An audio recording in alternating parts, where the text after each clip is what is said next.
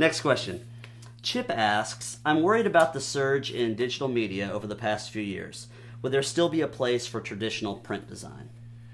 Well, Chip, I don't know the future. I don't have a DeLorean. I can surmise, perhaps. Ooh. I know, big words. I know about 4, and that's one of them. I'm going to pepper in a couple other ones in a little bit.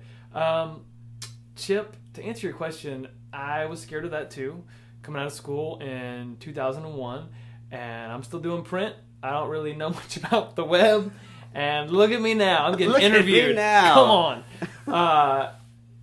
Yeah, I think you're fine. I think it certainly helps to have a good knowledge of the web. If you have that skill set, that's amazing. You should definitely try to incorporate that into your print skills and a bunch of other skills that you may have. But I don't think that print's going to go the way of the dinosaurs. Certainly there are less media buys. There are less, it's not like what it was 10 years ago or 30 years ago for sure. But people are still going to need logos. They're still going to need branding.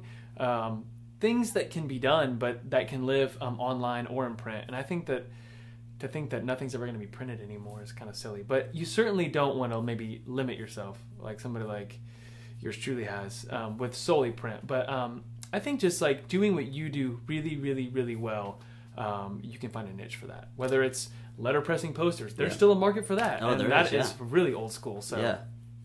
Well, we had an interview with Don Chaffer the other day, and we were talking about this idea of diversifying and the idea of being either a master of one thing or kind of trying to do a jack of all trades deal.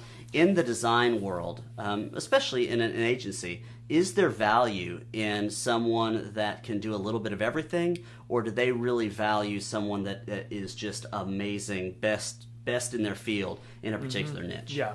I think that there's a place for both types of people, for sure. At CMT, we look for designers who are good at a little bit of everything, but when we're hiring somebody as an illustrator, for instance, for a certain project, we want a specific style, someone who is really good at what they do in that one capacity. Man, I think you can make a case for both. I think the best thing is to maybe have one thing that you specialize in, that you do really, really well, and then have a knowledge and aptitude for a lot of other things. Yeah, if that makes sense. No, it totally does. So I don't think you have to be excellent at everything. I don't think that's necessarily possible. Right. But I also don't think it's the other way around where it's I'll only do this one thing and everything else will fall by the wayside. I think it's good to probably have a focus and to do one thing well, as I said, and then kind of know what you're doing in the other arenas. Yeah, So, yeah, absolutely. Yeah. Moving on, let's check out